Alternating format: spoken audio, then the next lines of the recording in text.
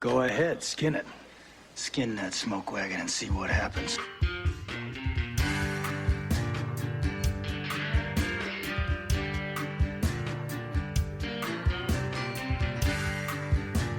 Welcome to Smoke Wagon with your hosts, 10 Killer Cole and Ox Ford.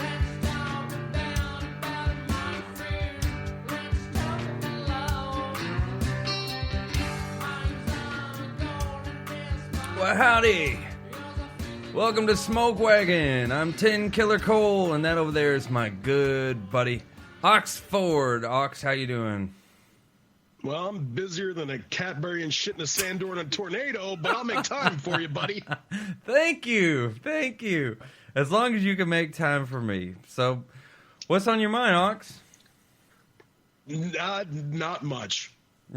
Not much. It's a super, as usual, not much. It is Super Bowl Monday, wink, wink, because it's not Sunday. It's not being recorded today on Super Bowl Sunday. Yeah. It really is. Recording this right over the Super Bowl. Recording this right over the Super Bowl. We're not. I guess we're not real Americans. No, well, it starts in about an hour and a half, so we got time. 6:30 Eastern. It's Sunday. Are you going to be watching the Super Bowl? Yeah, actually, I wasn't planning on, but there's wings involved, so I'm there. Okay. You put wings in front of Ox. There we go. Yeah, you can get him to you can get him to watch a Bachelor marathon. Yeah, right. Fucking. So I gotta go ahead. No, you go ahead. I have a question for you. Yeah, go ahead. I want to know, Ox, are you a big video game player? I am. I like shooters. I do like shooters a lot. Me too. I like shooters, but I can't call myself a gamer. But you know, I am in the sense that like if you put like Destiny in front of me, or like back in the day, SOCOM for PlayStation 2. Of course. I was fucking hooked on it. I mean, I play wrestling video games and shit like that. I'll play the occasional Mario game, but shooter games are my shit, dude. I used to be super opposed to first-person view, so I would only do like third-person games like SOCOM, but then I started playing like Black Ops and shit, and then Destiny. So I got this Destiny. I think that is Destiny 3. I don't remember. Well, it's kind of more like an RPG game, I think. Like where because you have to. I was talking about the view. Yeah, it definitely is. It's a third person. Well, is it third person or first person? Oh, I guess it didn't really fucking matter, Ox, because that's not the point I was getting at. The point is okay. I thought we were. Is this not a Destiny podcast? No. That's not what we're going to talk about. The point is Rockstar Games introduced a couple months ago, maybe a month and a half ago, that they're going to release Part 2 in the Red Dead Redemption saga. And I don't know if you heard. I don't know if you ever had a chance to play the first one, but if you didn't, and I suspect you didn't, it was amazing. I mean, it was like an open world sort of, kind of like Grand Theft Auto, where it's all open world, except instead of stealing cars and beating up hookers, you're stealing horses and I don't know, beating up drunks in like taverns and bars and I mean it's really, really, really fun for somebody who's like way into the country western sort of scenario, that Wild West world. But I was thinking, because this week I was looking at buying a PlayStation VR. That's the virtual reality system where you put on the headset, and there's not very many games out for it yet, which is the only reason I really didn't take the plunge and buy it. But there is a lot of sort of compatibility things like coming along, like down the line. Yeah. And I was thinking... Okay, well... Go ahead. Well, hold on. Before you go in, you did ask me. You've noticed this, and I've noticed this on your scopes. By the way, if you haven't checked out his periscopes, they're very entertaining. But you like to ask questions, and then you just don't give a fuck about the answer. No. So the question was, do you said, or you asked me if I played it, and you said you suspect I didn't. I have played it. Oh, I have played the game. Yeah, but I would play it like I wouldn't play it the way you would play it. Like you would do it for missions and stuff like that. I played it because I wanted to ride a horsey. I would get on it like an adult, and I would ride my horsey around and randomly shoot people. Just like I played GTA. Yeah, I just never like played GTA. for the missions. You just want to run I'd random steal a citizens car. down. Yes, I would fucking hijack people. I would fucking take a car or a motorcycle, and I was, doing all the jumps and the silly shit. Well, the same shit with Red Dead.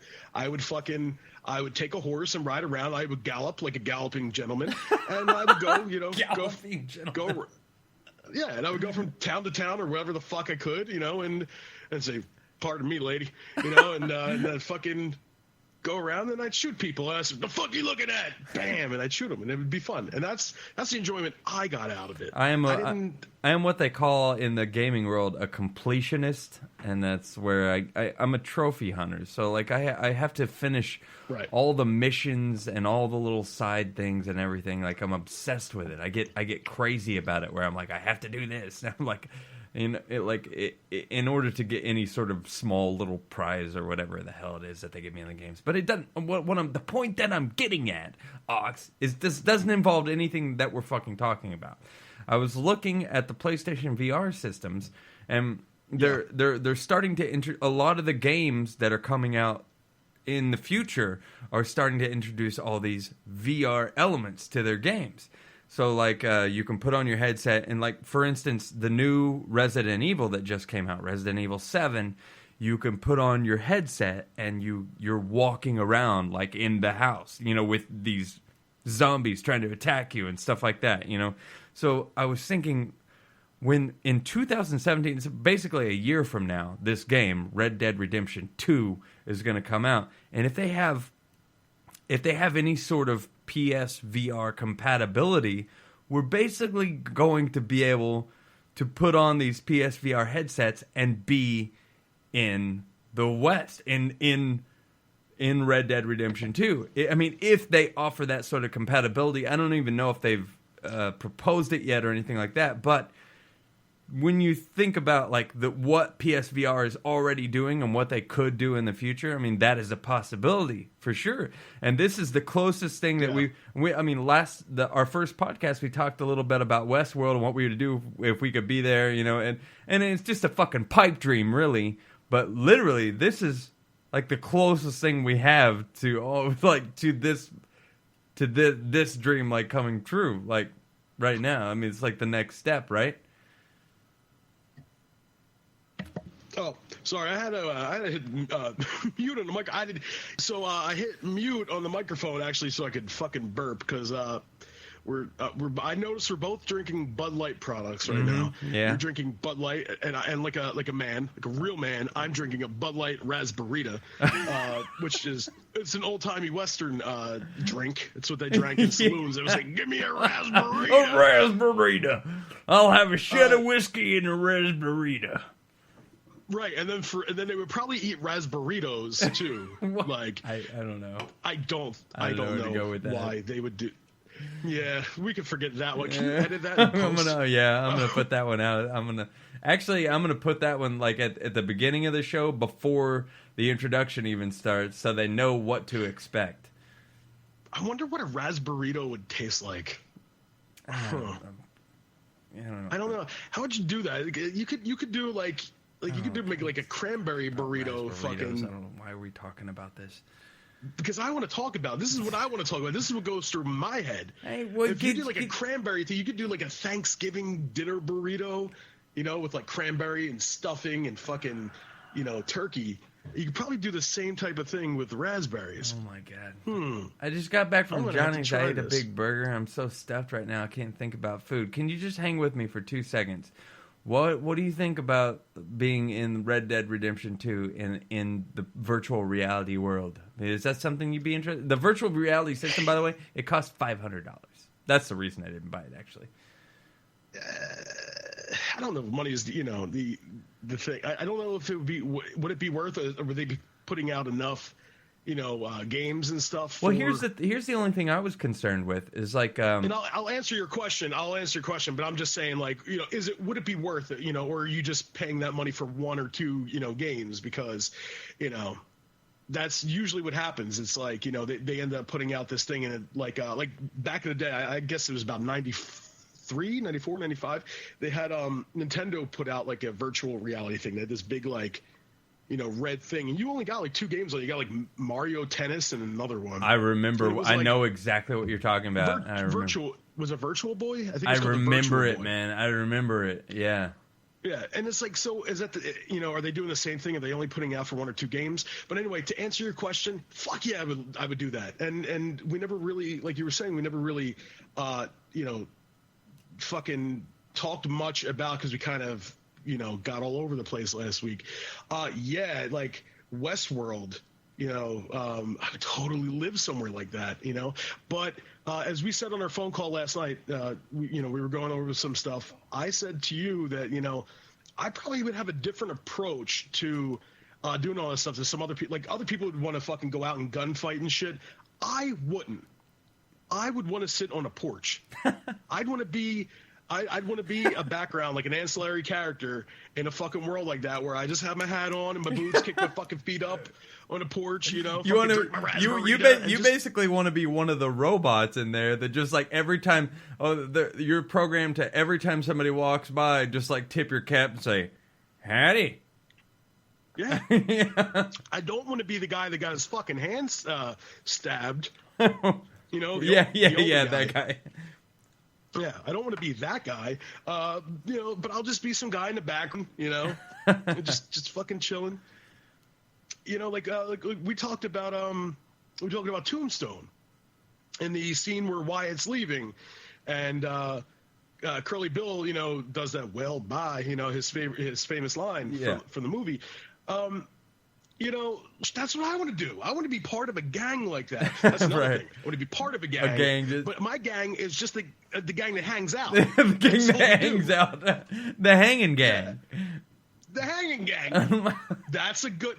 The hang gang. Is Instead of red fans. sashes, you'll just wear like I don't know, like green sashes or like blue ones. You're like, oh, those guys, they aren't any trouble. And I really mean that. They aren't any trouble. They just sit around.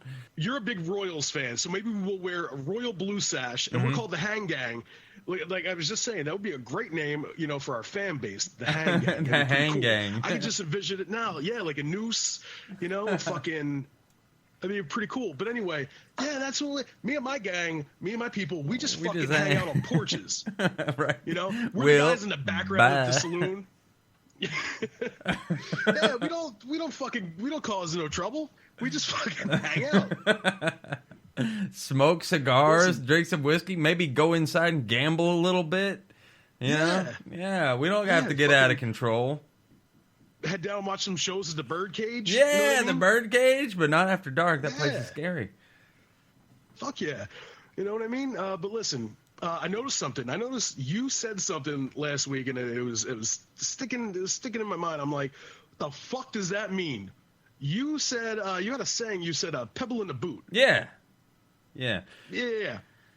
What about? Well, I was just saying, like, because we were talking about Tombstone at the time, and I was talking about how well, not the movie. We were talking about the actual town of Tombstone, and we were talking about how some people in the town might actually have like great relatives that were involved in like the shooting at the OK Corral, and might still have. And then I used the expression, they might still have a pebble in their boot about it. You know what I mean? And what I meant was just that they might still hold a grudge. That's all I meant. So I was thinking about that, and then I'm like, what the fuck does that even mean? Did he just make that shit up? And then I come to find out that you did. So I was thinking, I was thinking of my own shit, my own fucking terms, the own phrases that I could coin, that I could make up, that would be apropos for that time. Mm-hmm. So I was thinking of things like, well, ain't that lady a regular tin whiskey? Now, I don't even know what the fuck that means. I don't know what it means either. No. I don't know what it means, but I'm going to call people tin whiskey now. You're a goddamn tin whiskey. That woman's a tin whiskey. Don't bother with her. Just regular old, man, that lady's got a curtain under her collar. Oh, she's about as stiff as a bar stool, man. You don't want to mess with her. It's like an alligator with 3 eyes. What? I don't know what any of this means. You don't want to mess with that woman. It's like ordering a whiskey and getting a beer. Okay. I don't know. I gave it my best shot, Ox. I gave it my best shot, you know? And, you know, I'm not as good. I'm not as good at this off-the-cuff stuff as you. But you did. You snuck in Pebble in a Boot, and I liked it. And I didn't even have it written down. I really didn't. Yeah. It just rolled right off the tongue. But listen, but you know, I really do want to talk about the back in the day. You know, like going back to man. So we covered this on the first show. How this all started is because I fucking was watching Westworld and I was asking you, and you know, you're like, yeah, you know, like I love that. And you're like, I would never leave. And I'm like, man, I wouldn't either. Like that's, you know, some shit that I really would love to be like. I would love to go to places like that. The cool thing is there's a lot of like Western theme, like, you know, they have not just theme parks, but they have like little towns. Like where my son lives in New Jersey, they have a little town called, it's like well, like even the old theme park. I don't know. Have you ever been to Silver Dollar City? You know, that's kind of there's an old theme park called Silver Dollar City that I used to go to a lot when I was a kid, when I was living in Oklahoma. Where is that? I don't know. I honestly Oklahoma. don't know. I don't know if they're still around or not. I mean, I think there's more than one of them. I'm not really Oklahoma sure. In Pennsylvania. But Silver Dollar City was a place that was kind of like Western. It was like a Western themed theme park, and it was, you know, just a whole bunch of log rides and I don't know, a whole lot, like a lot of those machines. It was the first time I ever saw one. Panning for gold? You know, yeah, we panned for gold, and it was one of those machines. It was the first place I ever saw one of those machines where you could put a penny into something and like press it into like into a little copper coin or something, like a Western copper and copy. What the fuck am I even trying to say? You know, a penny press, where you just put a penny in and press it in. Like what it would look like if you put your penny on a train track. Yeah, kind of like that. You know, yeah. No, but like where my son lives, there's my oldest son. He lives up in North Jersey, and it's about a half hour from his house. It's called like Wild West City, and it's one of those places you go. You know, they have like, you know, like the gunfights at the OK Corral, and they have, you know, things like that. But I want to do like a whole episode on that talk for that. But that's my dude. I would love that. I would love to be able to, you know, go to places like that. Also, before I forget real quick, there's also a place in California that I went to in 1991 called Knott's Berry Farm. Knott's Berry Farm. Yeah. And that's a lot of the same shit too that you can do up there too in that part. Yeah, go ahead. I'm sorry. They do like Halloween stuff. Yeah, they do Halloween stuff in Knott's Berry Farm. Like they'll, you know, they go all out. That's a pretty big, like, you know, theme park. That has ties with like Disney and stuff like that, Disneyland. But that's like, that's a bigger one. But I'm talking about just like, you know, smaller ones. And there's another one by Ocean City, Maryland, that I'm going to this year. So I'm going to be scoping from there. I'm going to be doing videos from there. That'd be cool. And his scope is Smoke Wagon Ox. So for anybody who wants to check that out. And you are Smoke Wagon Cole? Smoke Wagon Cole, Smoke Wagon Ox. Check us out. Yeah, at the end we'll plug, you know, all our social media, at least if we remember. Mostly everything is Smoke Wagon Radio. So our Twitter, our Gmail, our... I don't even. Everything but Spreaker. Things. On Spreaker, I just made it Smoke Wagon without the radio. Okay. Yeah. I like keeping uniform things that way. It's like easy to. I might go in there and change it to Smoke Wagon Radio. But I guess that's a thing that we should probably talk about outside the radio show, huh? Yeah, maybe. Look, you know. I'm up to ideas. It's cool. So you've been listening. Heroes brainstorming and stuff. Yeah. You wanted to talk about Skynyrd, and I do too. So, Skynyrd, oh yeah. Oh, okay. So this is funny. This is a conversation we were having. We're both fans of Skynyrd.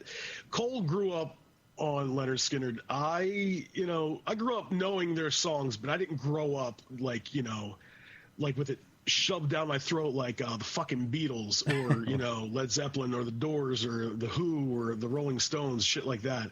Actually, the way I grew up, my dad listened to a lot of oldies things. And Cole asked me last night, he said, what's the best concert you've ever been to? I've only been to 2 concerts in my life. One was the WOGL Oldies 98 Summer of Love concert. I went in about 2000, 2001, and it played old music like the Turtles, that's Gary cool, Puckett man. and the Union Gap. Oh, dude, it was great. It was old bands. Like, Gary Puckett and the Union Gap, the Turtles, all old bands like that. And a second one I went to was it was Billy Carrington with Zach Brown, Uncle Cracker, and Kenny Chesney. I love Billy Currington. Currington, man. And the only one that sucked, obviously, was Uncle Cracker, but fucking Zach Brown, Billy Carrington, and Kenny Chesney, dude, they were all good. And I was really into them for a while. It's actually the first country I ever got into, which is weird because my grandpa always listened to country in his because he was a truck driver. So he always listened to country in his fucking van or whatever he had. He always drove Ford products. Yeah. And Smart I remember man. like mid 90s. As a matter of fact, you were just wearing your Ford hat and I'm wearing my Ford shirt. I don't know where your hat went. Well, man. I took it off. It was kind of giving me a headache. You look like a bearded Archie from fucking Archie Comics right now. All right, I'm putting my goddamn I hat remember back on. My grandfather would listen to country, and he would listen to it so low. So I would put on my headphones, and I'd put Pilots or Nirvana or fucking whoever. But he always listened to country, and I never liked country growing up. And then I got into Zach Brown and fucking Kenny Chesney, and I don't know, I really liked a lot of their stuff. And I ended up going there. But what I was saying, what I was getting to is I never grew up, with that stuff. But I started really appreciating Leonard Skinner later on in life. And what I didn't know until recently, and apparently Cole knew this, was that Ronnie Van Zant wasn't exactly the conservative hero that I think the conservatives, a lot of people think that he was. And the reason I know that, and the reason why I came to that conclusion, would be his lyrics, the lyrics to his songs, and interviews that you could find with him on. There's like a 4-part interview with him on YouTube that I found, and apparently he hated guns. Last night, he didn't. Ox is talking to me on the phone, and he tells me, he's like, I don't know if you know that. First off, let me just say, Leonard Skinner has been. I'm 33 years old. Leonard Skinner's been my favorite band on the planet since I was 10. It's always been my fucking favorite band. And he asked me last night. He goes, "Hey, did you know that Leonard Skinner didn't even like guns?" And I mean, it's a funny thing to ask for anybody who's a real Leonard Skinner fan, because if you know Leonard Skinner and you know the words, you listen to the song like "Give me back my bullets," and all he's talking about is like we just need, in Saturday Night Special, we need to throw all the guns in the sea and forget guns and put your guns away and all this stuff. I'm like, yeah, of course I know that.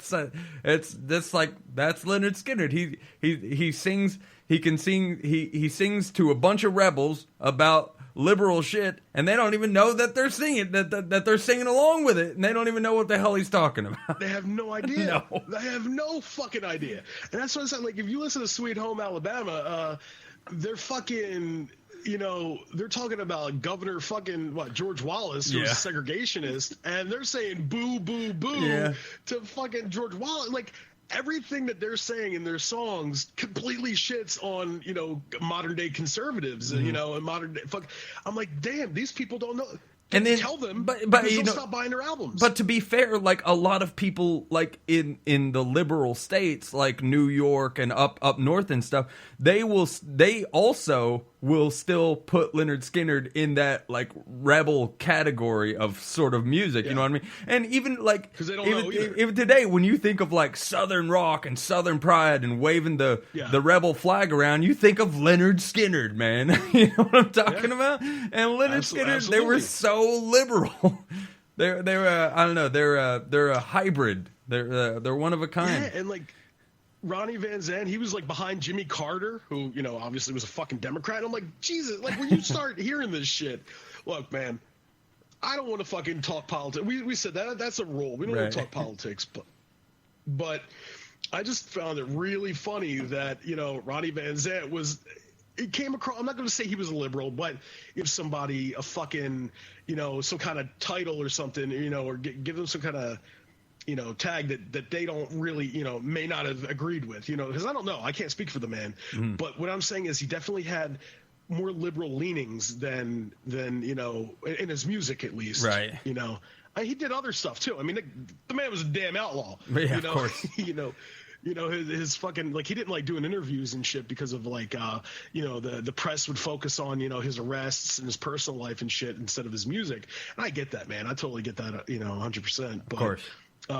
He was a fucking badass motherfucker, Ronnie Van Zant. I just find it crazy though that he definitely was a little bit, came off as a little bit more liberal than. Yeah, and he just walked that line. He walked that line right in between sort of Republican and liberal, like just walked the line. Like he appeased both parties to a certain extent, even though I don't know if the liberal people even realized that he was doing it, honestly, because.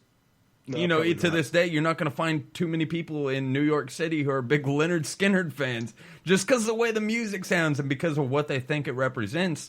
But if you just sit down and listen to the words, it's like, well, I agree with all of this. I get it. Yeah. No.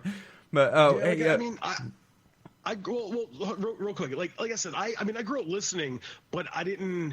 I didn't have like some crazy vested interest in, in their music, particularly because, my family, like I was saying, my dad was, really into oldies. Like I was born in 80. So I grew up listening to, with my dad, all the old oldies.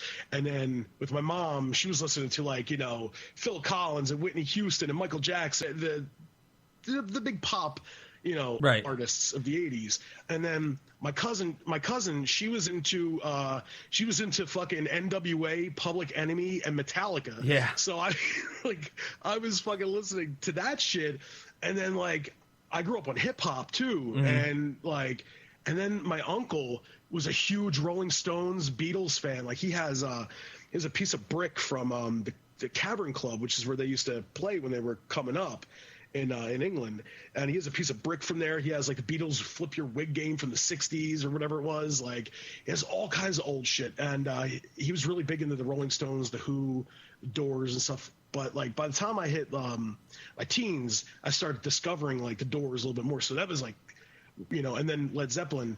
So that's like who my bands were when you were still, you were all about Skynyrd, I'm sure, at that point. Yeah, when I was growing up, I was listening to a lot of see, you said you didn't grow up on country. I listened to nothing but country. I didn't even start listening to rock music until I joined the Marine Corps. That was when I was 19. So for 1 through 18, obviously I wasn't listening to shit when I was 1, but when I could start listening, when I started enjoying music until the time I was 19, when I joined the Marine Corps, I listened to nothing but country, man. When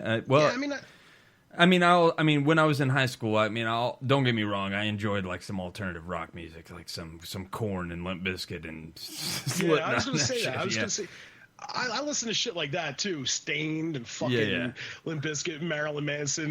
Fucking. I grew up on like I was saying earlier, Stone Temple Pilots and Nirvana and all the Seattle sound. But that's the thing, I ate up music from every fucking genre. Yeah, me too. Except country. I just couldn't do country, and then I got into it later. You know what I found out too, and this, we're so far off topic right now, it's not even funny. But so this show might run a little bit long, but I want to say one thing. Our show. Like the one thing, like I love music so much, and the one thing I've learned over the years that if you ask somebody like what kind of music do you like or what are you into, if you're the type of person that says I like a little bit of everything, more often than not, people are going to assume like, oh, you're just not a music fan.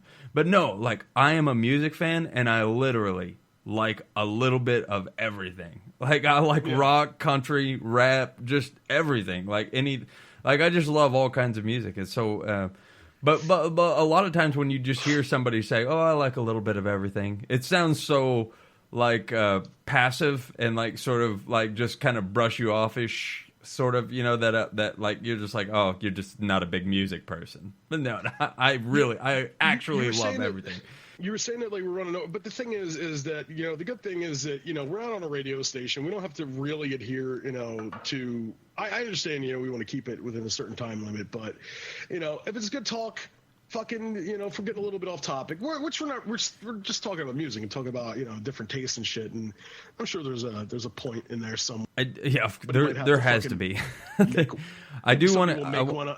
I want to say real quick, because we're about to go into our first break. I want to say that what's coming up already. Yes, well, actually, we're 10 minutes late, Ox. So, but I want to say the rest of the show we're going to talk a little bit about drinking in the Wild West and bars and liquor and whores and all sorts of fun stuff. And then, of course, at the end of the show, we're going to discuss the Western Film of the Week, which we introduced last week, which is going to be Nevada Smith. And me and Ox both watched it. Hopefully you did too. If you didn't watch Nevada Smith from 1966, you can feel free to pause the podcast right now and go check it out. It's on Netflix.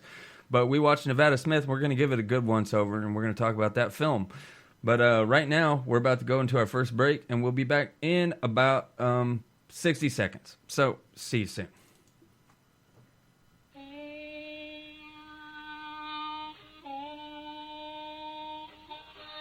All right, guys, let's take a minute to talk about Cisco's Gallery, home of the rare and exceptional. Stepping into Cisco's is like stepping into a time machine and coming out in the Old West. Whether it's vintage art, genuine antiques, or period-perfect furnishings, Cisco's is the place to be. Listen, it doesn't matter if you're looking for a beautiful historic piece for your home, office, or anywhere else. You need to get on your horse and head to Cisco's Gallery at 220 North 4th Street in Coeur d'Alene, Idaho. Or, you know, you can drive because it's the 21st century. Their 13,000 square foot megastores packed floor to ceiling with fine art, jewelry, lodge furnishings, and sporting goods in both American Indian and country and western motifs. Not in Idaho? No problem. You could check out over 4,500 items in stock at Cisco'sGallery.com. That's CISCOS Gallery.com. Cisco's Gallery. It's the greatest collection of Western art and artifacts available for sale in the entire world.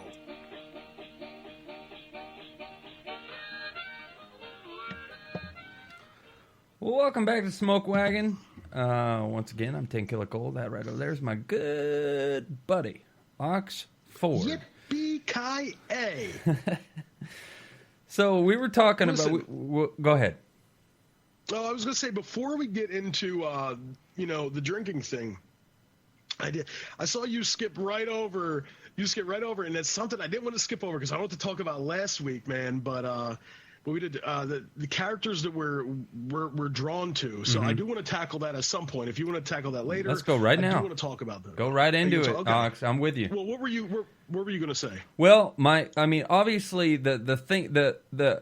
the one character that has always fascinated me from the Wild West, obviously, since I was a young kid, and this is the first time that I was ever sort of like that I found out that I sort of had a connection with the Wild West when I asked my mom about my name. My name is Nathan. You know, my first name is Nathan. My middle name is Cole. That's what I'm going by. But I asked my mom where my names came from, and she said, well, Nathan, your dad he liked that name, so we called you Nathan. I was like, well, where did Cole come from? And my mom told me, well, your dad insisted on Cole because you're related distantly, of course, obviously, to the famous outlaw Cole Younger, which, I mean, I don't know if I should take that as a compliment or... I don't know why my dad would name me after, like, basically a serial murderer and bank robber, but he did. He was obsessed with the fact that we were distantly related to the famous outlaw Cole Younger, who ran with the James Younger gang, so he named me Cole. So when I think about, like, famous characters from the Wild West that I'm drawn to, that I feel drawn to, I always go to Cole Younger. So I always think about Cole Younger, and like I've read all about him. He even wrote an autobiography, which I haven't had a chance to read yet. I definitely intend to read.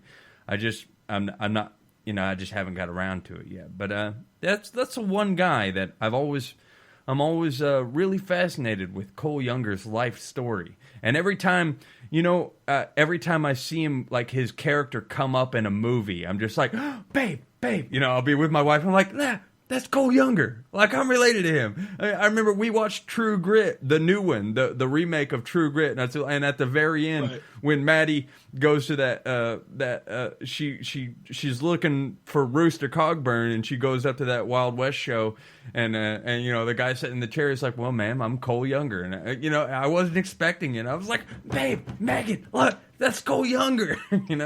It's just one guy that I've always felt like this connection with, but maybe it's just because I have his name and I'm named after him, and it's a distant relative of mine, so I've always been interested. What about you, Ox? Yeah, I'm trying to look up. I'm trying to find David Carradine's. I don't know why I'm looking up David Carradine because I know it wasn't him, but the Carradine brothers was Keith David and Robert Carradine. They all played in in a movie. I think it was like in the 70s, and then there was like another pair of brothers and another pair of brothers that were all in this movie. And the one brother, he was in Princess Bride. He played Cole Younger, or his brother played Cole Younger. And I guess Cole Younger had a brother too. Yeah. Cole, and I think his name was Jim. He had two brothers, Jim and Bob Younger. One of them got Jim and killed. Bob. Yeah, Jim and Bob and Cole.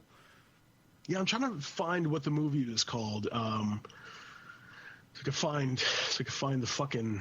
I can't. See I have an old Wanted poster up hanging on my wall in my little man cave area here, and it's a reward poster for Jim and Cole and Bob Younger. $15,000 reward, dead or alive. That's really cool. Yeah. Where do you have that? It's right up behind my. I'll show you. Nobody else can really see it, but yeah, you're showing.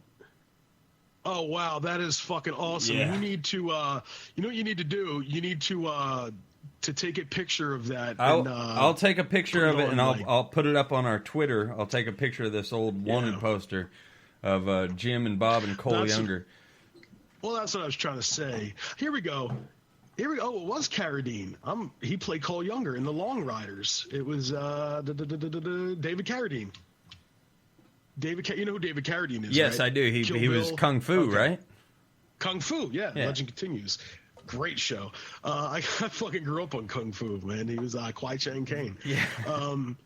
But anyway, he played Cole Younger in a movie called The Long Riders. You should check that out if you haven't. It's pretty good. I liked it. I will. Anyway, so who is my character I'm drawn to? Paladin from Have Gun Will Travel. I said this before. My dad, he would watch like Gunsmoke, and he'd watch fucking Bonanza, and all those shows. But the one that he was that he loved the most was Have Gun Will Travel, and to the point he loved it so much to the point that my dad did acting. Like I have stills I could actually put up on on Twitter. He was in the movie 12 Monkeys with Brad Pitt. He played a cop. Oh, really? And yeah, and so I have like pictures, like I took screenshots of like him like holding the gun. Oh yeah, I think you sent me that picture one time. I definitely saw that. Yeah. Yeah, he was in a shitload of movies, and but he ended up using the name for acting. He ended up using the name Jack Paladin. Then eventually he went the Madonna route and changed his name to Paladin. He just his acting name was just Paladin. Just by itself? Yeah, the artist formerly known as so whatever. Yeah. Okay. So he so his acting name, he literally went through like fucking what was it, AFTRA and SAG or SAG. It used to be two separate things. Then it became, fucking SAG-AFTRA. But anyway, he changed his acting name to Paladin. But anyway, he died in 2013, and when he died, his tombstone, it'll say his real name, and then it says Jack Paladin underneath. Like, that's how much, my dad fucking loved Have Gun Will Travel. That's awesome. One of the... Go ahead, Ox. Oh, thank you. I was really, that would be the one that I was also. There was another one that I was drawn to a lot, and it was Roy Rogers. if you remember Roy Rogers, because okay, so there was Roy and his wife Dale. They were like, this old cowboy thing, and I loved him because he had a chain of roast beef restaurants, and I would like to eat his roast beef sandwiches because we didn't have an Arby's in our fucking area. We had lots of Roy Rogers though, and I would fucking eat that fucking horseradish on that goddamn. Never heard of that in my life. Roy Rogers restaurant. Never heard of it. Are you serious? No, I've never heard of it. Wow, you got to Google that shit, dude. They have pretty good fucking chicken too. But yeah, it was like Arby's. Yeah, you get to like I'm talking like I'm like 6 years old, man, eating my fucking Roy Rogers roast beef sandwich with fucking horseradish and cheese. Oh, so good. You know what? You reminded me of something from surprise, surprise, Tombstone. When you talked about how what your dad has on his tombstone. Do you remember? Yeah. Okay. Do you remember that scene from Tombstone where after the shooting at the OK Corral, they're having that big funeral procession and they're dragging it through town? Yeah. It's a real somber moment. They show. They had the big flag. Yeah, they show a picture of a tombstone in the cemetery where they're burying those men from the shooting at the OK Corral. Do you remember what that tombstone said? No. Listen, the tombstone is. I've never forgotten it because it's so clever to me, and I want to say, I'm not sure, but I want to say it's a real tombstone in Tombstone, Arizona. But it says, "Here lies Lester Moore, 4 slugs from a 44, no less, no more." But they spell that is really there. Yeah, I'll tell you what. Yeah. But they spell less like of LES because that was his name. No less, no more. Right. Yeah. No, I remember seeing that, watching a lot of like videos about Tombstone, Arizona on YouTube. I watched I was watching a lot, and I remember seeing, I don't know if it's like an original one or what, but I do remember seeing that. So it's funny. That's really funny. That's a great movie, man. I don't know, like, it took me forever to watch. Like, I watched it when I was a kid, I'm pretty sure. I know I watched Young Guns. I was obsessed with the Young Guns when I was a kid. Yeah, I watched it too a lot. But to go back to, I don't know, like, I'm trying to think of what other characters I'd be drawn to. Another show, and he wasn't a cowboy. As a matter of fact, he was Don Diego de la Vega, aka Zorro. Mm-hmm. I was a big Zorro fan. My dad also loved the Lone Ranger, and I really liked the Lone Ranger. And in the comic books, his like great nephew or whatever, Britt Reed, who was the Green Hornet. So if you know who the Green Hornet was, I'm not sure if you know who the Green Hornet. I'm not really sure. No. Yeah, but in the comic books, it was like his. He was a superhero, character that would like fight with he was like, he was a good guy, but they had like on the Batman TV show, he fought with Batman and Robin, and Kato was played by Bruce Lee. But in the comic books, he's supposed to be like the great whatever nephew of John Reed, I think his name was, which was the Lone Ranger. Okay, call me like stupid or just cynical, or not cynical is not the word, but like just uninformed, I guess. But I was in a conversation with my wife the other day about like the Wild West, and I was talking about how that's something new. I was talking about how like history, and I was talking about like when the West was expanding and it was nothing but cowboys and Indians and just Wild West in America, I was like, what the fuck was the rest of the world doing? And Megan told me, like, just straight and blunt face, she was like, they were civilized. They had like wagons and buildings and cities and everything. And I was just like, oh yeah. Yeah, I guess they probably did, huh? Because it was all unexplored territory, and I just can't, like, it's hard for me to imagine, like, when I watch a Western movie and you think about these just cowboys living off the land and just rolling in dirt all the time and shooting each other outside of bars and just like fighting all the time, that over in like England, They're just like, if they're just living regular civilized life. Okay. You know? Okay, Cole, not only over in England, but you got to remember the fucking colonies were already, like, think about this. All this shit takes place like 100-something years, like 100 years after the fucking Declaration of Independence was signed. Right. So we already have like buildings and shit, and people are fucking, already like a lot more civilized, in like Pennsylvania and, or like in, when I say Pennsylvania, I'm talking Philadelphia, and Boston and, places like that, all these like beautiful buildings and, people riding horses and carriages and shit. Well, but there is they're civilized. There is a part towards the end of the original, going back to what we talked about in the beginning of the podcast about Red Dead Redemption, the original one. There's a part towards the end, like for the most part, for the entire game, you're on the Wild West. You're like in the range of the expansion, and you're just being a cowboy. And there's a part where you go back east. You go far east, and then you run into like this town, and then there's just wagons rolling down cobblestone roads and stuff, and then there's buildings, and you're like, well, this feels like a completely different game.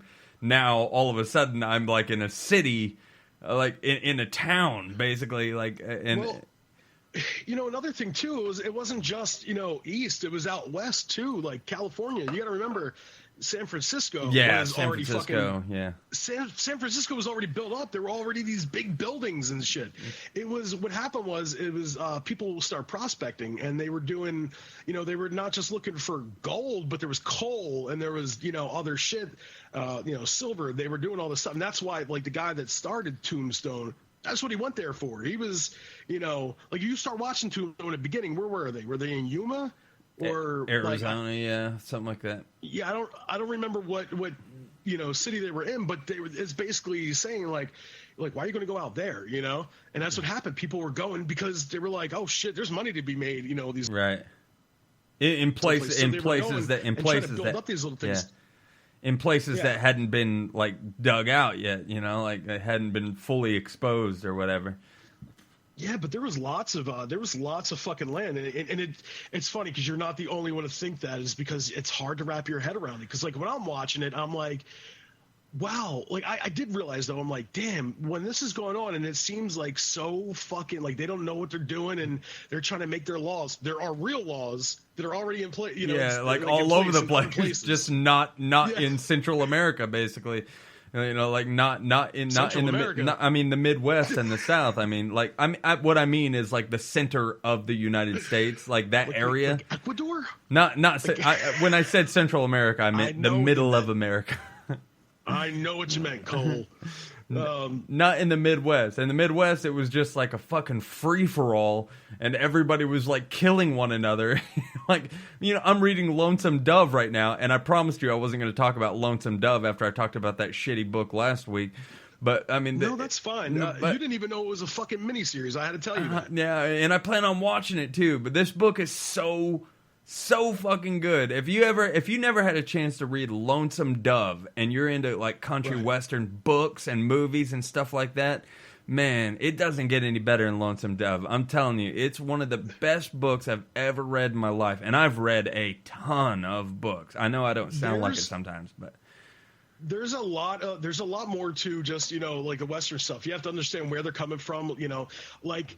There's a lot of cool shit too. That it's not just cowboys and Indians. There's like prospectors, and there's fucking frontiersmen, people that were completely living off the land and coming out. Like I mentioned the movie Jeremiah Johnson with Robert Redford. There's people just like that. Where they're coming out and they're fucking they're wearing like the or they're going and they're killing animals and wearing the pelts, and they're fucking eating the animals, and they just completely live off the land. It's great. And it's, it wasn't just, down in the fucking, like the desert and shit. There were people living up in the mountains, and when it was cold, and, there's so much to that time. There's so many cool fucking things that you could check out, man. Mm-hmm. Listen, in the notes, you have, I wanted to just segue naturally into it. I thought we could have, but I do want to get to the drinking part. We were just talking about, all right, well, let's do that. Let's do that right after this break. I mean, we're going long, obviously, for this show, but we'll do that. We're going to do this break one more time, then we're going to come back and we're going to wrap it up. We're going to talk about drinking in the Wild West, and we're going to talk about taverns. We're going to discuss our Western film of the week, which was Nevada Smith, 1966, with Steve McQueen. We'll do that right after this break. So, stick around.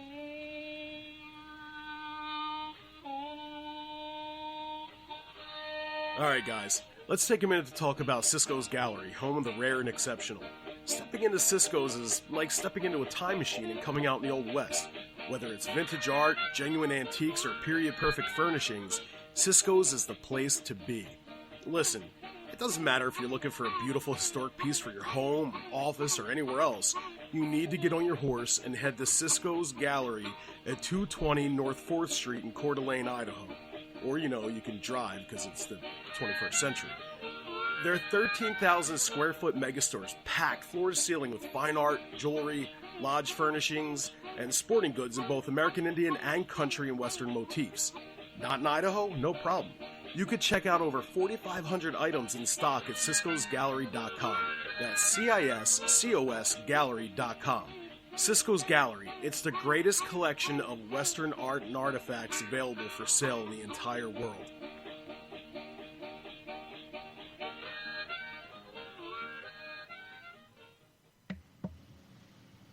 All right. Well, I was Sorry. waiting for Cole to get back. He had to run out and he had to grab himself some beer. Yeah, I had to go I out. guess he had to After I got done, put himself in a moment. after I got done pissing, I realized that I only had about a half a beer left, so I figured I better go grab a couple more before I come back and finish the rest of this podcast. So, my fault. Every week we have a little format sheet, just to kind of have you understand what's going on a little bit behind the scenes. We throw some ideas down that maybe we came up with the night before, day of, or even a week before, or 2 weeks, because we have some things that we like to talk about. So we we jot them down. We'll add some stuff here and there to it. And this week we're definitely going to skip over some stuff, just for time. I don't know. See, Cole takes care of the time, and I have no idea how. He said we're running long. I don't know how. Yeah, we how literally far we are have into it. 8 minutes left in the regular running time. So, Okay. So we are going to we're going to skip some stuff, and we'll just save it for for future episodes, whether it's next week or the week after. We do have some fun stuff coming up. So we've been running these Cisco ads during breaks. We're going to be doing some other ads soon. As I said before, I don't want to keep saying too. Can we fucking edit these ums and ahs in no, post? I like them. Not really. Oh, you like them? Okay. Yeah. We are going to look for people to do ads, so we don't have to keep playing these damn Cisco ads. And I'm going to play some other things too, like there's some kind of, I have to open up the Cowboy and Indian magazine we have. There's some kind of show coming up, which I think it's out in California. And it looks really cool. And I'm like, damn, man, I wish I was out there, so I could go see it. So I figured I'd give them a plug. So I'll have to record that during the week, and we'll play it during one of the breaks. Some of these Plus, you have some. Yeah, some of these breaks that we're going to do, we had an idea last night. Instead of some of these short commercial breaks that we're doing, I'm going to record little 60-minute pieces on called Short History of the West. And that'll be 60 seconds of me just talking about me or Ox, one of us, talking about a character from the West or an event in the West or an old mining town from the West. Something, just a little 60-second short history of the West, of something from the West. And we'll do one of those every now and then for a break instead of a commercial break. And also, Jack's woman, Caitlin, had a really, really great idea, and we're gonna. I'm Jack, by the way. Oh, I'm sorry. Hey, I'm sorry. Who the heck is Jack? I'm sorry. I meant Ox's woman. Caitlin had a really, really great idea called Trail Notes, and we're gonna do some trail notes, and that's gonna be a sort of little fact or fiction. Which is what we plan on calling it, Trail Notes Fact or Fiction. Mm-hmm. What Cowboys and Indians may or may not have done. It'll be a nice little bit for us to run. Mm-hmm. And so that'll be fun. But also, okay, we want to get into the drinking in Tombstone. You want to do that right now, Ox? That's what I'm doing. Okay. So that's okay. I'm sorry. He's drinking his strawberryta or raspberryta or whatever the hell it is. Okay, one of my favorite scenes in almost every Western movie, but you know, I'm usually talking about Tombstone, but is when have you ever? I mean, how many Western movies have you seen that didn't at some point in the movie have somebody getting kicked through a bar, getting kicked through some tavern doors, or doors right through a window, yeah, or running into somebody at a bar, like drinking and taverns were such they were such a huge part of the Wild West. Like, I just feel like sometimes that like they were all drunks. They were just a bunch of drunks. My gang, I'm gonna tell you this about my gang, the Hang Gang. Where we wear the royal, where we wear the royal blue sashes. Yeah. We wouldn't do that. We're not a rowdy bunch. We like to just sit in the back. We like to sit in the back. Watch. You know, it's funny. Yeah, it's funny that you say that because I was watching an episode of Have Gun Will Travel, and Paladin, the idea, what he does is he goes from town to town. He's a hired gun. So he ends up going to this one town, and anyway, long story short, he goes into this bar, and literally they stop to like watch, you know, like what this guy's doing. When he leaves, they go, yeah, and punch each other and start throwing each other through tables. And I'm like, wow, why is every fucking show or, you know, a cowboy show or movie depicted like that's all they are? They're just fucking crazy people, you know? Yeah, and like they, I mean, and to be fair, like I don't think I would do anything different. Like if I lived in the Wild West, and if I was in you know, Kansas where I am now in 1840, I would probably be sitting in a tavern. Like I would be the guy that they're like, oh, he's always here. So that's just where he sits. That's his place. You're the old saloon regular. Yeah, exactly. I would just sit in there, and I would just watch all the fights. You know, I wouldn't be throwing any tables or chairs or anything. I'd just be like, all right, here we go, another fight. We would be like the old West equivalent to like, you know, Cliff and fucking Norm from Cheers. Yeah, just sitting at the edge of the bar. Just sitting at the bar. Yep. Yeah, all right. Yeah. All right, got some action. We would see somebody go through. Oh man, it's gotta hurt. It's gotta hurt, Cole. Woo! He's gonna feel that one tomorrow. Yeah, you were talking. One of the interesting things that you wrote in the show notes that I hadn't even thought of before was you put like, what would you name a saloon/brothel? What did you have something in mind? That was for next week. That's why I put that gap there. That's fine. No, it's cool. It's cool because we'll just fucking whatever. Like if you were a bar owner or like if you own one of those saloons, because it seems like when you watch those old movies, every single bar has just got a couple whores in it, and they just take men upstairs. Well, that's the thing. Hold on. I was reading something. Some people were saying that that's not true because women weren't allowed in saloons back then. And then some other things say that there were. It's like, what's the truth and what's not? That's why I said in the first episode, I like the romanticized versions because I like the ones where people just make up what the fuck they wanted to make up about the Old West. This is the way it was. Yeah, this is the way I want it to be. Not the way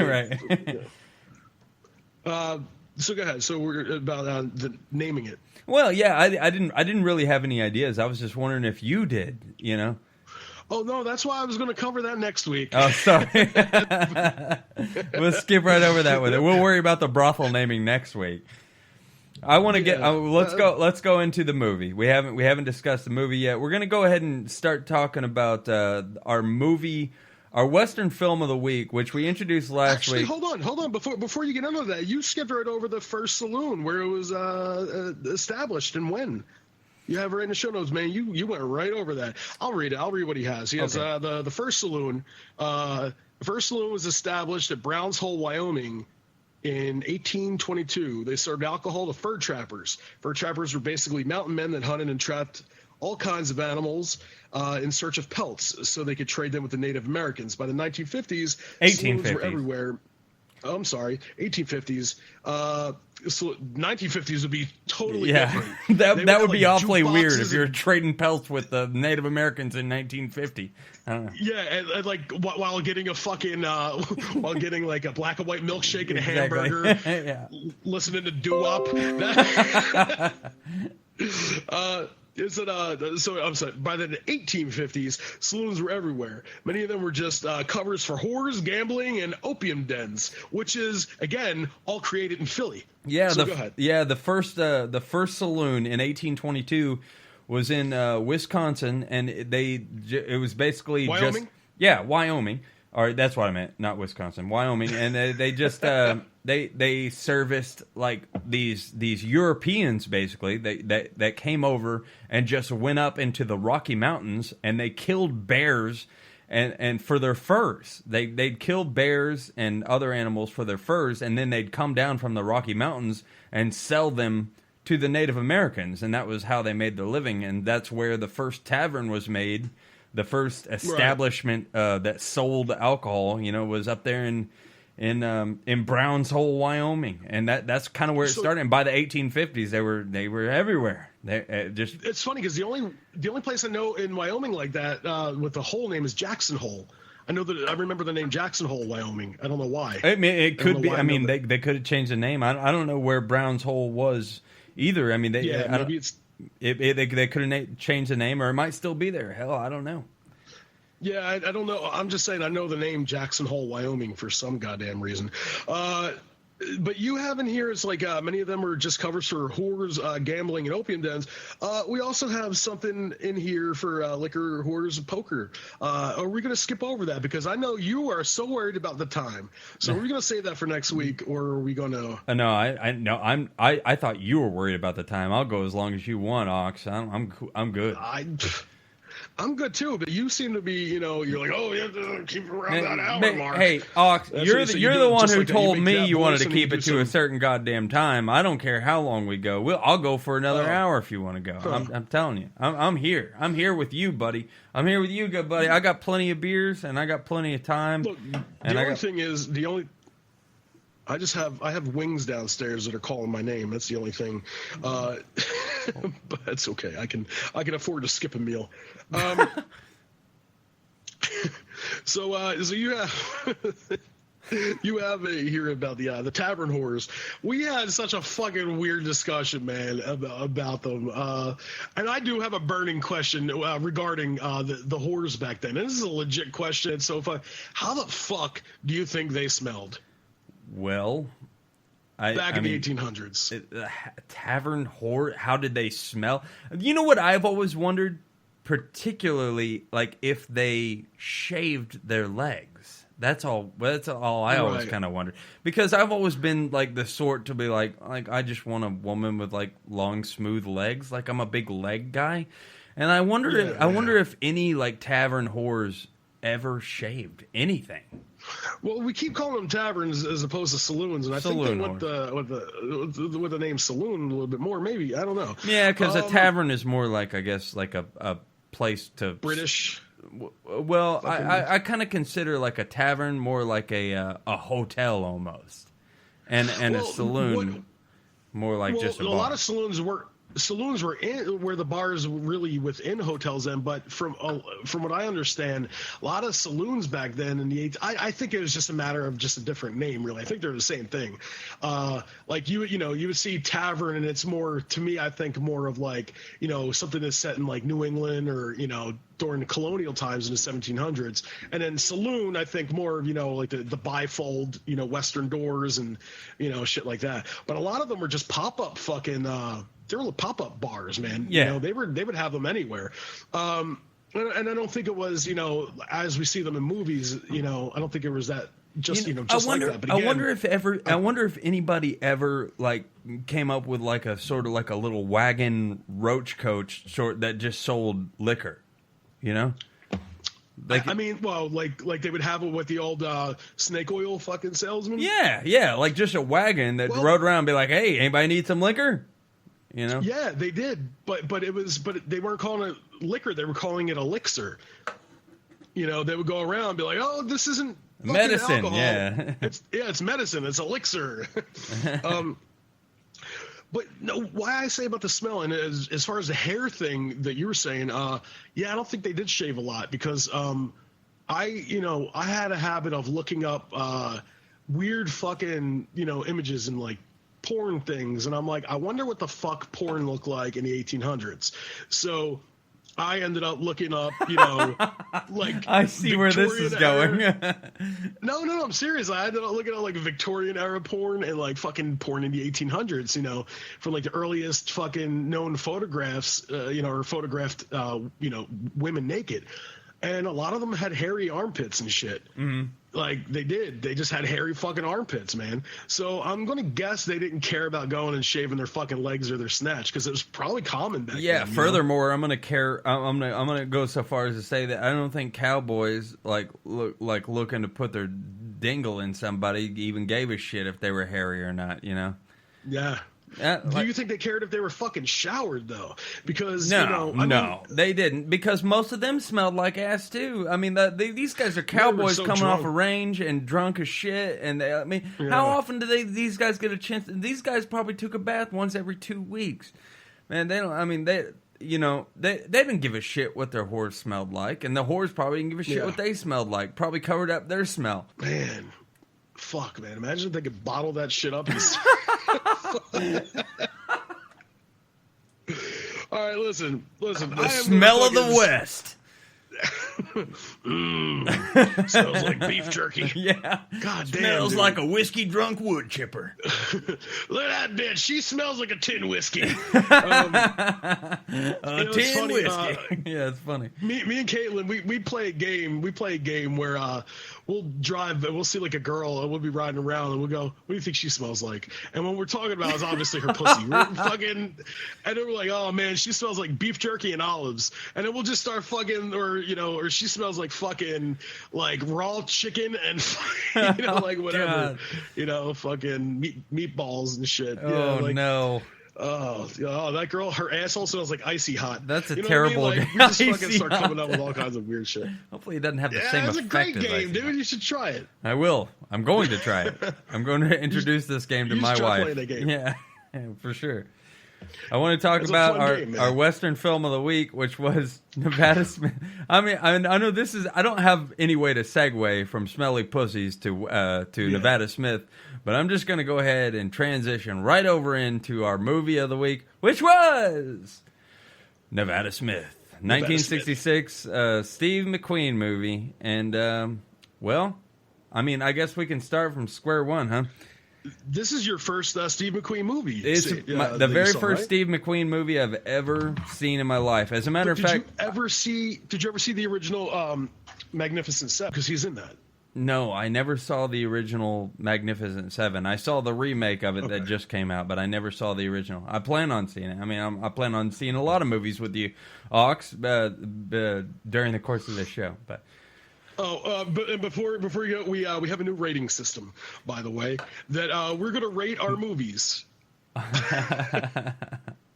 We came up with this rating system last night, and it's going to be on a scale from instead of 1 to 10, it's going to be on a scale from Ridiculous 6 to Tombstone. From the Ridiculous 6 to Tombstone. I don't know if anybody listening to this show has ever had the opportunity to watch this masterpiece of a movie by Adam Sandler called The Ridiculous Six. But if you haven't had a chance to sit down and really, truly enjoy this film, I mean, don't. Because you'll want to kill yourself afterwards. Or during, or at the beginning, or at any point during watching it.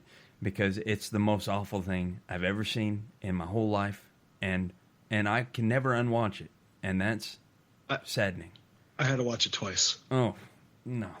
My kids watched it, and they are warped little kids, and they loved it. And it's horrible. It's just as bad as A Million Ways to Die in the West. It's the worst thing movie. I've ever seen in my life. The worst. It's really bad. It's really, bad. really, really bad. Well, if you consider, if you consider on a scale of 1 to 10, if a 0 is if a 0 is the Ridiculous Six and a 10 is Tombstone, that's how we rate. All right.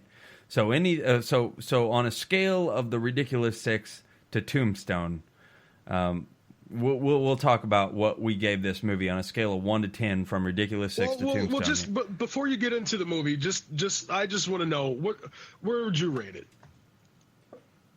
All right. You can still give it a number. You can still give it a number while we know Tombstone's 10 and Ridiculous Six is 0. So you can still give it a number. Okay, then I'll say 5. Really? That high? Yeah. Okay. I personally would maybe give it about a 4, but because I thought it picked up a little bit more towards the end. I got to be honest. In the beginning, I wasn't feeling it at all. It was okay, you know. There was some things about it that I really liked. And I was talking to you about it last night. There's a certain thing about old Western movies that they don't feel like when you're watching them. They don't feel like motion pictures. They feel like it feels like every scene that you watch is something that's being acted on a stage, and stage acting is so much different than actual like film acting. And I don't know if they had that completely figured out back then, but every scene is just so overacted, and some of it is ridiculously overacted, like to the point where it's funny. It's funny to like dramatic, like scenes that are supposed to be dramatic, like when they were killing when they at the beginning of the film when they kill Max's parents. Max is the main Max is Steve McQueen. They kill his parents. Who you didn't, by the way, literally didn't realize. Yeah. I had no idea. Well, first off, I didn't realize it was Steve McQueen. By the way, also, I had no idea that was his parents. Well, I knew the guy was his dad, but the little Indian girl that was with him, like, I just assumed watching the movie that was like one of his workers. I thought it was somebody like one of his employees in his shop or something that he was in. I had no idea that it was his mother because The movie is about like this guy Max, who is later called Nevada Smith in the last 20 minutes of the movie.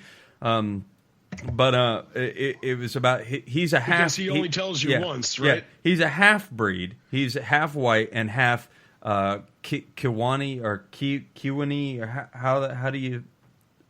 Kiwani. I don't think we're supposed to say. I don't think it's PC to say half breed. By the way, no, I mean that's what they call. That's what they call them in the movie. I'm just saying. But I understand. But you couldn't have picked. I was being lighthearted. You couldn't have picked a less appropriate person to play a half Indian, half white person because he was just this really white dude with blonde hair and blue eyes. And like, no, it was blonde hair, I'm pretty sure Steve McQueen himself has red hair, so it might have been blonde for the movie. His hair in the movie was blonde, and they were trying to sell him as half Indian and half white, and he looked like he was a fucking California surfer. He looked. There was nothing Indian looking about him except the fact that he wore like moccasins. Like instead of boots, he wore moccasins, and they pointed at that several times during the movie. Yeah. Several times they made point at the fact that, as a matter of fact, when the Indian girl Lisa or Disa or Nisa or whatever her name was met him when she took him back to her camp, the way she realized that he was half Indian, she looked down at his shoes. That's what she did. She looked down at his shoes and saw that he was wearing moccasins, and she was like, "Moccasins, moccasins, and Jesus, moccasins." She looked down and saw that he was wearing moccasins, and said, "Oh, like where, what breed are you, or what tribe are you from, or something like that, you know?"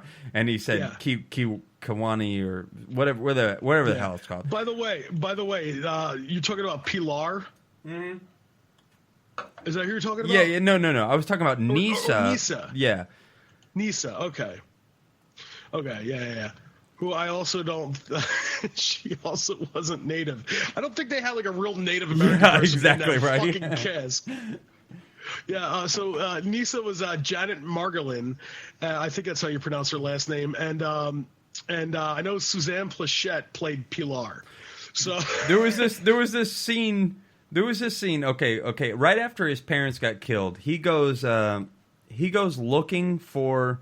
He decides he's going to look for the three men who killed his mother and father. And by the way, they just killed them over the fact that they thought that their father had discovered a bunch of gold because he paid for something at a local store with a gold nugget. And he was like, I've been working my whole life for that gold nugget. I needed the things that I bought. And then they killed his mother and father, and then he went looking for them. The first person he found was this guy named Mr. Jonas Cord, who taught him how to shoot a little bit. And right.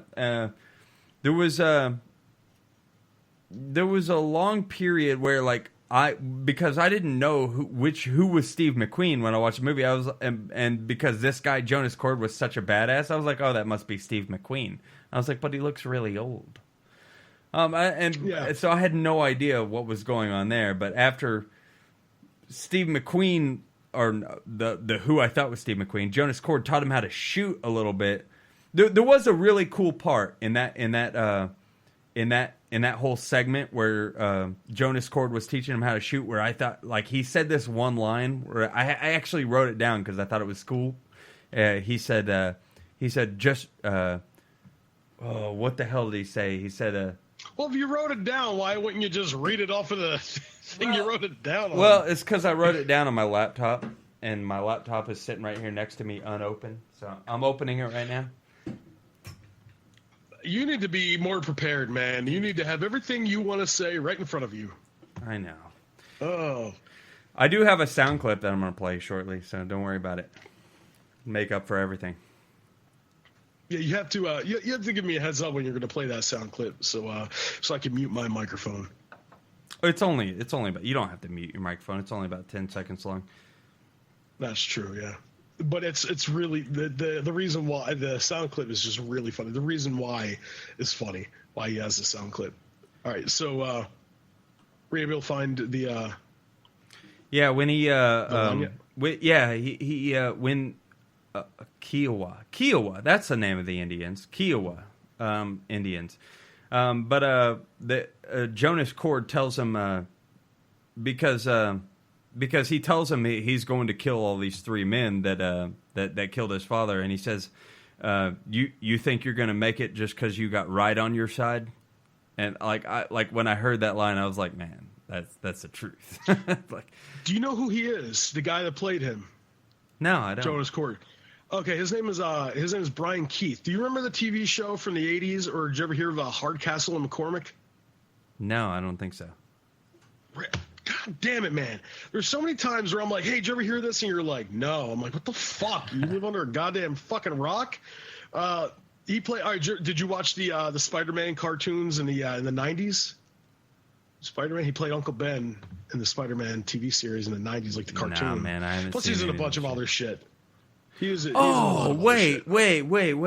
Was he the guy who played Spider-Man's dad in the original Spider-Man, the movie? Because he looks just like him. No. He died in 97. He played. He did the voice for Uncle Ben in the Spider-Man cartoon from 95 to 98.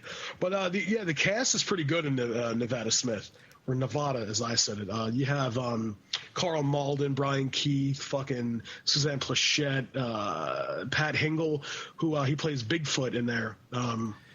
Anyway, Max... Was he in charge of the chain gang, or was he like just a guard, or what? He was a trustee. Bigfoot... After Max's family is killed and Mr. Cord teaches him how to shoot, he goes on this mission to find all three of the men that killed his family, and they're all three conveniently in different places. The first place he hits up is Abilene, Texas. He goes to Abilene, and he finds one of the horses that they stole with a SS stamp on it, which was his brand, or his father's brand. And he meets this guy in a bar, Jesse Coe, and and he gets into a big knife fight. Who was played by Martin Landau. Martin Landau played Jesse Coe, and like I was saying, Bigfoot was played by Pat Hingle, who was Commissioner Gordon in the 1989 Batman film with fucking what's his name? Brain fart. There you go. Yeah, that's his name. Michael Keaton. All right, so go ahead. Well, they get into a big fight, a knife fight outside in the cattle area, and you know, he stabs him to death, and then he finds out. I mean, there was nothing much to talk about there. I mean, he gets into a knife. Well, except the fact that, like, when he gets into the knife fight with him, like to display his Indianism, to make up a word, like he is just jumping around on those fences. Did you see that? Where he's like on top, on top of the fences, and he keeps jumping around. And it was like this scene that it seemed like it went on forever and ever and ever. It seemed like it, like in like a modern action movie, he might like do 2 jumps from on top of the fences and then like jump down and stab him. It seemed like it went on. It seemed like it went on for 5 minutes. Like him just jumping from the top of the fences, like, and it was only 2 fences, and he was just jumping back and forth. And the whole time, this guy Jesse Coe was swiping at him with his knife, never touched him one fucking time. And I'm just like, how could you be so goddamn stupid to not touch him one fucking time? You know, and then he jumped down on him and stabbed him to death. Well, the next part of the movie, he finds out that the next guy that he has to kill is in a prison camp in Louisiana for trying to rob a bank. So he intentionally robs a bank, and then he intentionally gets like caught. I mean, well, I don't know why I said intentionally robs a bank. I don't think anybody unintentionally robs a bank, but he robs a bank to intentionally get caught, and he gets caught, and he gets sent to this Louisiana prison camp where this guy is that he wants to kill. Well, he also meets a woman there who works in the rice paddy fields, and he gets her to steal a boat for him, and he's going to escape with, like, he talks this guy that he's supposed to be trying to kill, he talks him into escaping with him and this woman, Pilar, who got them the boat, and they're like trying to get out of there. Played by Suzanne Plachette. Yeah, on the way out, the woman gets bit by a moccasin, and she's like dying on the trip, and we're talking about the animal. We're talking about the animal, not the shoe. Not the shoe. Yeah, she gets bit by a shoe, and they're trying to get out of there, and she's dying, and finally things come to a head, and the boat tips over. And he tells this guy who he's escaping with, "You killed my family," blah, blah, blah, blah, blah, blah, blah. And he shoots him dead in the water. And then he drags the woman, Pilar, up on the shore. And there's this really big emotional moment where, like, he's, like, sort of in love with her, you know, like, at this point in the movie. Yeah. And she's in love with him. And she dies from this water moccasin bite up on the shore. And here's the thing, this made me laugh so hard in the movie, because they were so bad at transitioning scenes in the movie. So this I'm going to play a little sound clip. This was the moment when Pilar died, and he's like sitting by her side on the shore, and he's like, "I'm sorry. I'm so sorry." And then it transitions into the next scene. So here it is.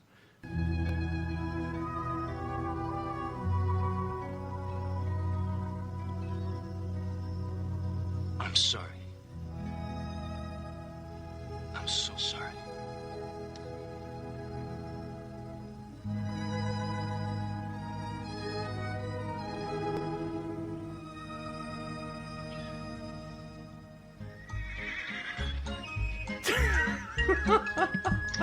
That is fucking ridiculous. How bad is that that goddamn timing. Basically, whoever was editing was like, you know what? I don't want to hear any more sad shit. Fuck this. Forget that just happened. We're going to go to this goofy fucking music. It was like, wow. It was like this really, it was like the pinnacle of the most emotional scenes in the movie. And you're like sitting there, and this girl that he might have loved, and she might have loved him, but he betrayed her, and she's dying, and he's just like, I'm sorry. I'm so sorry. And it takes you right the fuck out of it.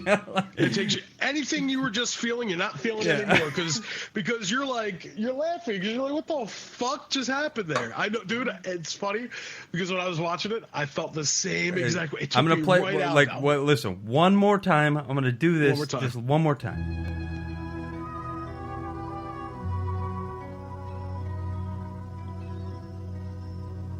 I'm sorry. I'm so sorry.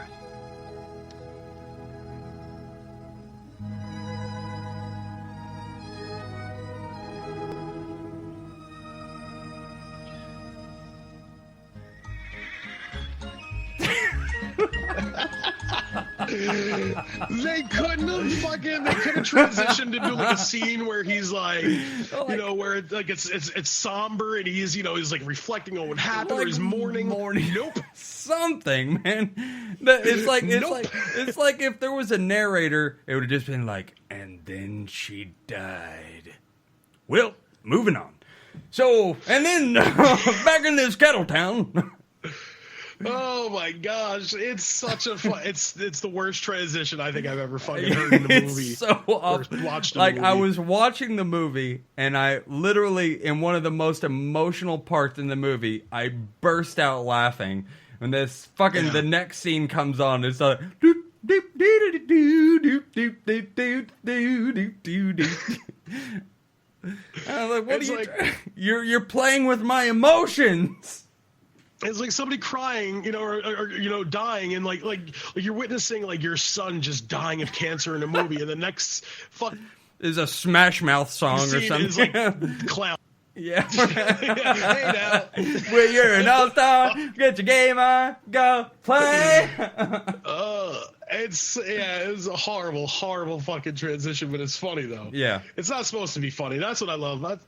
I realized though that from watching that, I'm like, damn, Steve McQueen's not the badass that everybody fucking said he was. Yeah, I didn't see him as a badass. He reminded me of somebody who didn't know what the fuck he was doing, and he was super whiny. Yeah. He was like the Kmart blue light special, to take you back to the 80s, of like a James Dean. He was like the poor man's James Dean. And People thought he was cooler. It was the quickest transition from being a shitty shot and a shitty cowboy into being like the awesomest cowboy ever, you know?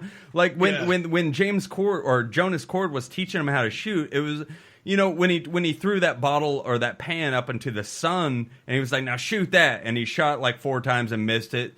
5 seconds later, he was like, all right, I'll teach you how to shoot. And then he was like, the guy was like riding his horse and he was throwing things up in the air and he was shooting him from his horse. I mean, it was like no time. It like seems like he taught him how to shoot in about 4 hours. Yeah, and then all of a sudden, everything transitioned fast. Like here's the thing: death scenes, shooting. Yeah, here's the thing too. Like the whole time, Jonas Cord was like, "Have you ever? But I mean, I know you know how to shoot, but have you ever killed a man?" And they made like a thing out of that. He's like, "No, I haven't." He's like, "Well, that's a different thing," And then like the first guy he kills, like they don't even make a thing out of it. They're just like, "Well, I've done this before. I'm a man killer." So, the man killer. Yeah. And then he just went from being such a little sissy pussy guy so fast into like being like this guy that everybody was scared of. And you know what really? Okay, there was a scene though that reminded me of Tombstone. A lot of things remind me of Tombstone, but there was the scene where the priest.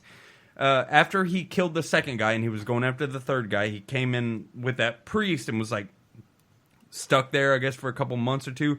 And when he left, the priest told Max, he said, "When you ride out of here, God goes with you." And like that's what he told him and the first thing I thought of when I heard that was like, hell's coming with me. You know, hell's coming with me from Tombstone. But there was you know what I was thinking, man? At some point, we should do, since we can't really play Tombstone, we should just kind of almost do like a Riff Tracks. If you're, are you familiar with what Riff Tracks is? No, I have no idea.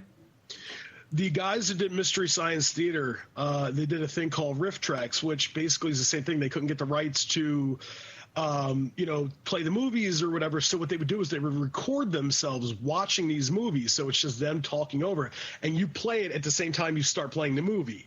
Right. So we should end up doing that with some kind of fucking movie, man. I would love to do that. My brother, you know what? Rated. My brother Tyson and I have done that before. We have. Yeah. We have done that before with a shitty horror movie. We have.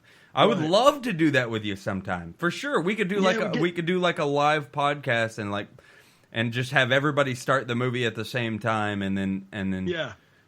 Yeah, that would be I was great, thinking man. that we could do the same thing. I could fucking get somebody else up, on a call and have them fucking sit in with us, just so it's not, I think it would be fucking fun. No, that'd be great. To do like a riff track. Yeah, we'd have a lot of fun doing that. Listen, is there anything else? Well, I do. We got to plug our social media, and we got to give away the movie for next week, which I didn't prepare, so I'm just going to throw one out there because I know it's on Netflix. Let's watch El Dorado, the John Wayne movie. Or as I would say El Dorado. Or would you like to? Okay, but we did actually talk about this last night. That's fine. Okay, then we'll do El Dorado, or El Dorado, as you say it, the John Wayne movie, also from 1966, the same year that Nevada Smith was made. We're gonna watch El Dorado, the John Wayne movie. El Dorado, the John Wayne movie for next week. You want to plug our social media and stuff like that? I have El Dorado is 1967 on here. Okay. The only reason I gave a shit, which I don't really, I went to see when the Batman movie was from back then. Remember the live act, or the old Adam West Batman one? Mm-hmm. They did a movie. I'm trying to see what year the movie was. I'm just curious. Damn, I can't find it here. Just trying to find it pretty quick. I guess I would have to look up. Pardon me, Adam West. Would you say, do I want to plug the social media? Go ahead. Is that what you said? Okay, so our Twitter is Smoke Wagon Radio, and our Gmail, if you have any questions, if you ever want to write, that's another question I had. If you ever want to write any articles for us, we're going to be getting our website up and running soon. So if you wanted to write any articles, or you wanted to, like, hey, I think I could fucking, give you guys some good ideas, or, some topics or whatever, tweet it to us or email us at smokewagonradio@gmail.com. If you're listening to this, I assume you're listening to this from Spreaker. We also submitted through iTunes. I don't think it's been approved yet. We're waiting for that. You can get us on YouTube. Everything, I think, as Cole said earlier, everything's on at Smoke Wagon Radio, except for Spreaker, which is just Smoke Wagon. I don't even remember what you set up a Snapchat. I did set up a Snapchat. Yeah, if you wanna catch me, I mean, it'll just be pretty much me snapping. I've already got like 4 snaps up there. I don't know. I just take pictures of random shit. Mostly me working on my truck. But if you want to check out us on Snapchat, that's Smoke Wagon Radio on Snapchat. So that's cool too. Go ahead. Oh, by the way, it was 1966, that Batman movie. I don't know why I even gave a shit. Oh, you know what it was? I was thinking of Pat Hinkle, and then I thought of, because he played Commissioner Gordon in the, in the 90s, and then I started thinking Batman and I don't know how the fuck my brain went to that. Also Instagram, Smoke Wagon Radio. And Periscope. Periscope, yeah. Yeah, we have Smoke Wagon Cole and Smoke Wagon Ox, so... Also, if you want to catch us next week on Smoke Wagon at www.spreaker.com/smokewagon is our that's where we post all of our podcasts initially, and then they'll also be posted to iTunes and SoundCloud. There we go. So I catch us. apologize for you hearing the typing. I was making sure that that wasn't smoke. Yeah, Spreaker.com. It'll come up Spreaker.com/user/SmokeWagon, but it doesn't matter. You type in Spreaker.com/SmokeWagon and it'll pop up for you. Yep. All right. So catch us next week, SmokeWagon. Thanks for listening. Catch us next week. We'll be back on Monday once again, just like every week. So hang in there, and we'll see you again. So catch us then. SmokeWagon. It is the business. I apologize. I forgot you were there. You may go now.